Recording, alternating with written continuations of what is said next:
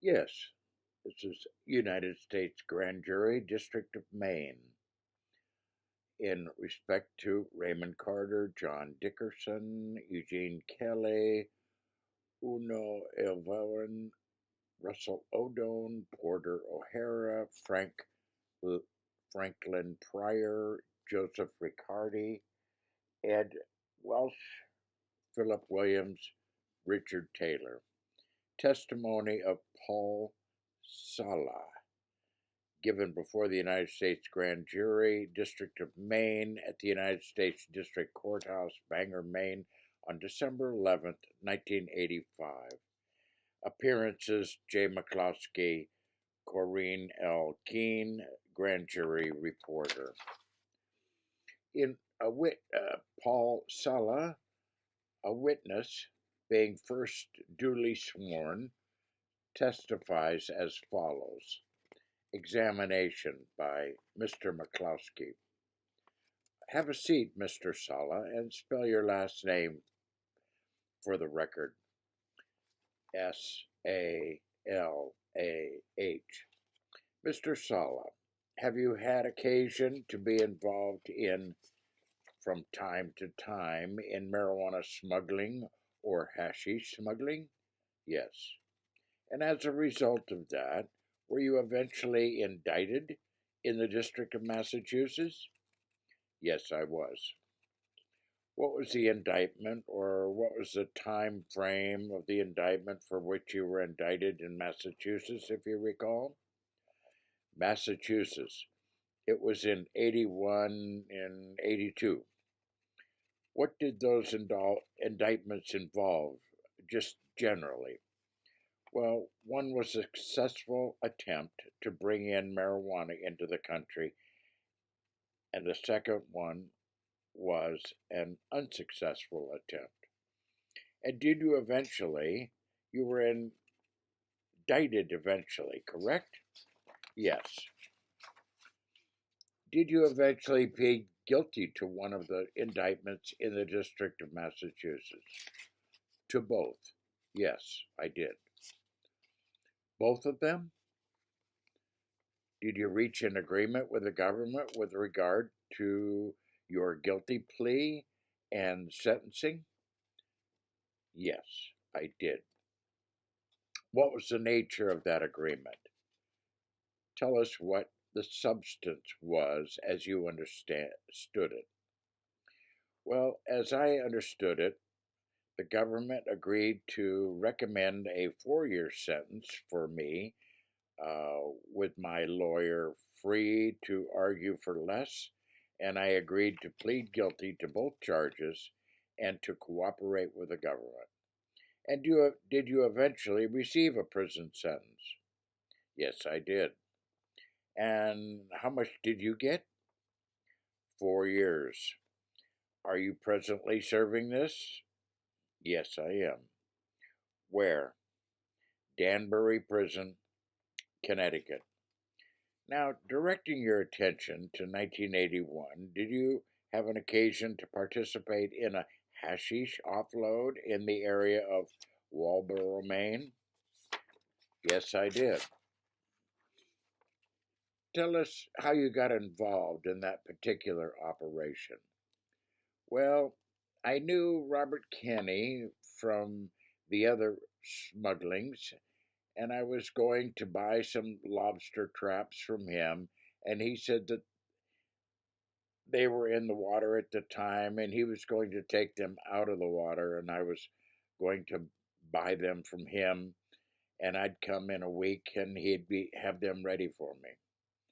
So I came up in a week or 10 days, and I was going to buy the traps from him, and he didn't have them out of the water. I was with another friend, Mr. Turner, and he said, "Now that you're here, we've got a ship coming in tonight. You might as well stay and work." So we did, and we unloaded. It was hashish, I found out when I got there, and we unloaded it. How much were you promised to pay? How much were you promised would be paid for that? He promised to pay me between 20 and 25,000. And it was you and Roy Turner who were up there essentially in the beginning to get lobster traps, correct? Correct. And it just happened Kenny had a smuggling going on and he asked you to participate, and did you? That's correct.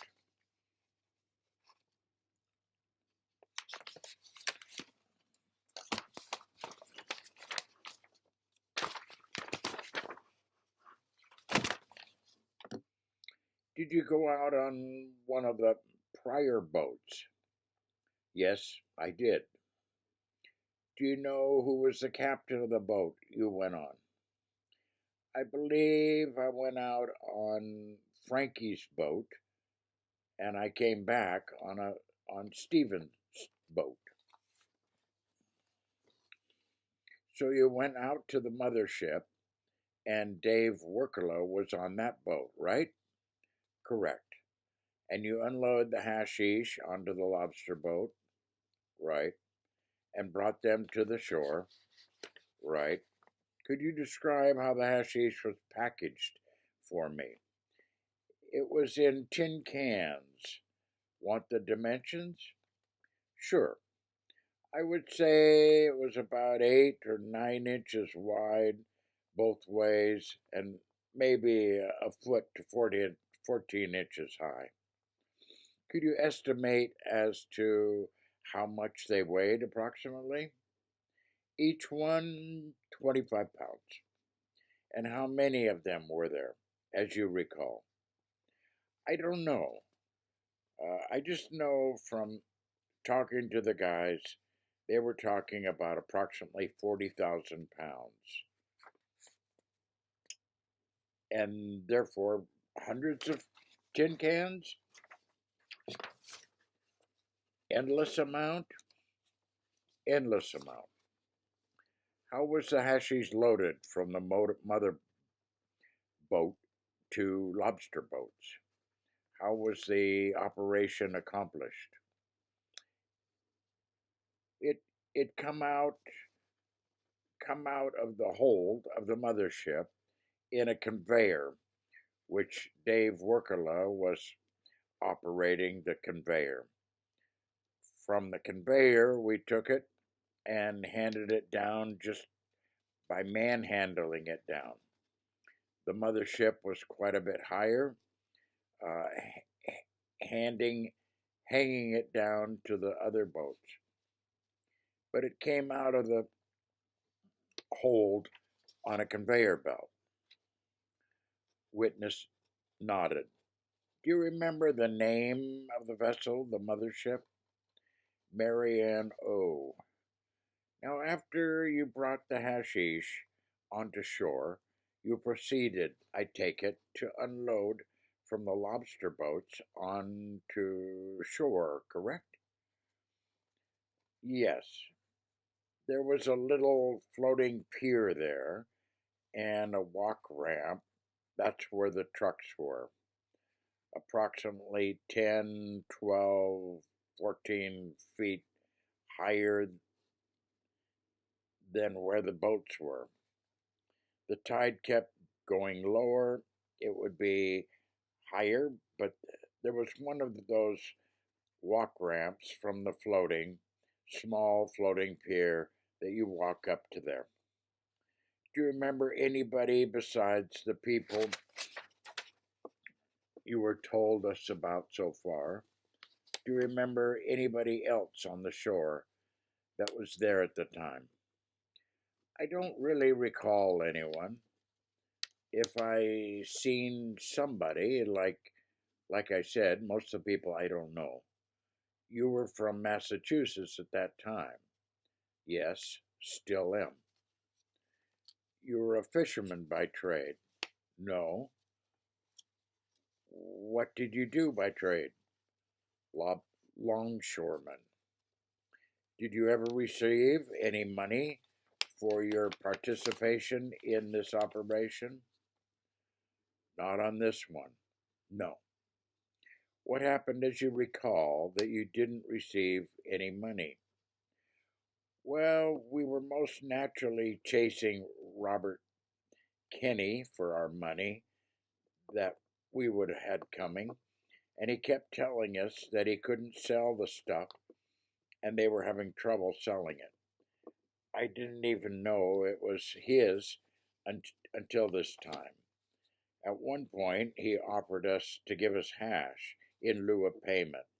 He offered us twice what we had coming, but we refused it. We didn't want to be in the hashish selling business. Right.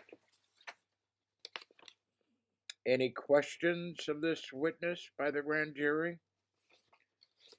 Grand juror. I take it you were on the mothership. You came from the lobster boat out to the mothership? Yes. Some people weren't, but I myself was on the mothership for a period of time. And the gentleman who was operating the conveyor belt, the captain of the mothership?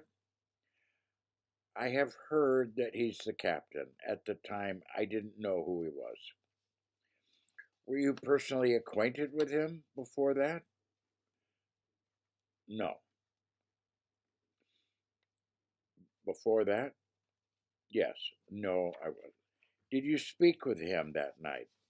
Maybe, may have, but no conversation that I could remember.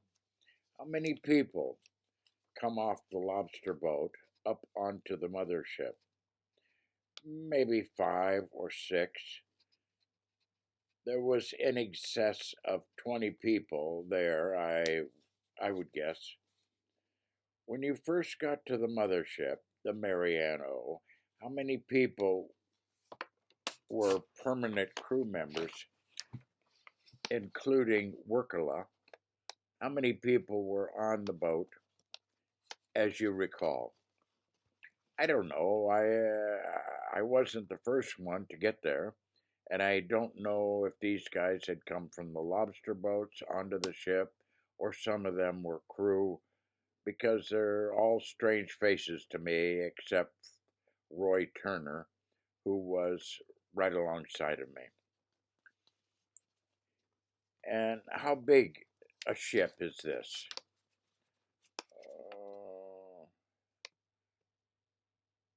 I couldn't be exact. Well, you're a longshoreman. I would guess it was probably 80, 90 feet. The mothership you're talking about? Yes. It was quite dark, and the weather was quite bad. We were getting completely saturated at the time. We hit like a quick storm, although we were like in a close to the shore. It was quite bad. And did you have a rope ladder up the side? It's going to be a lot taller than your lobster boat. Yeah, well, there wasn't a rope ladder. There was like a little roof on top of the lobster boats. You get up there and it's not that tough if you know your way around. Do you know Ed Walsh? Welsh? Who? Ed Welsh. I've heard the name. That's all I can say. So you don't know whether he was there? No, I don't. When you got out on into shore and you were unloading the marijuana, did there come a time when one of the trucks had some problems? Yes. Tell us what happened. Well, we were done by then. I don't know if you want to call it pier or landing spot, wherever it was. Bob Kenny, I believe it was, comes running up and says one of the trucks are stuck. So we all run down the road a little ways, and there was a truck off the road, and we all attempted to get it out, but it was stuck pretty bad, and there was no way anyone was going to get it out by hand. So he went And I don't know what him and somebody else. I don't know where from, but they got a bulldozer. They got a bulldozer to make the road a little wider, and they eventually come up with one of those 10-wheel dump trucks.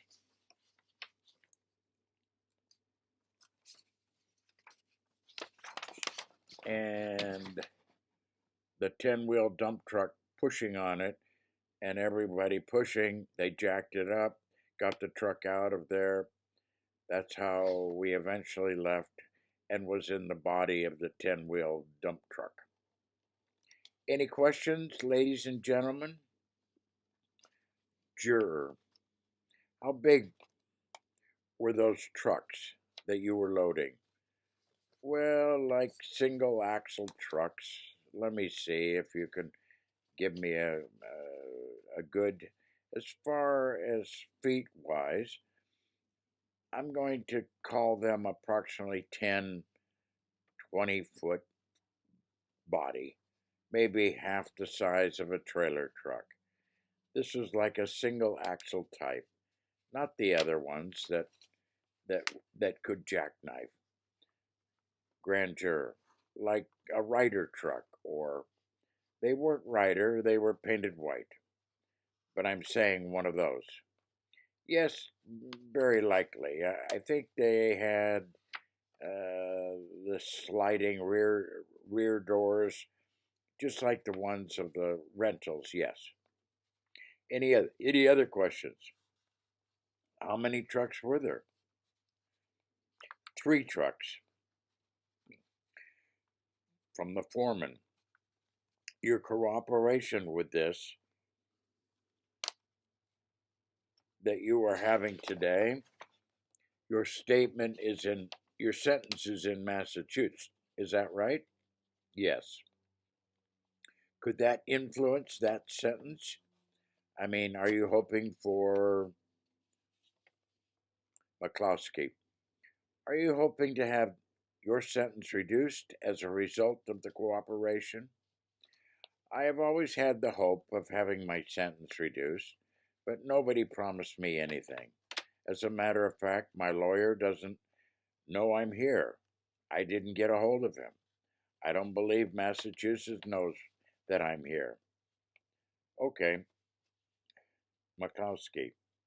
I have told you, Mr. Salah, have I not, that at any time that you move to have your sentence reduced in Massachusetts, I will advise the court in a written letter as to your cooperation here, correct? Yes, you told me yesterday. Any further questions, ladies and gentlemen? If not, I thank you very much, Mr. Salah. Certificate. I hereby certify that the foregoing 13 pages is a true and accurate transcript of my stenographic notes of the testimony of Paul Salah taken on December 11, 1985, in the matter of Raymond Carter et al. Signed, Corrine Keene, Grand Jury Reporter.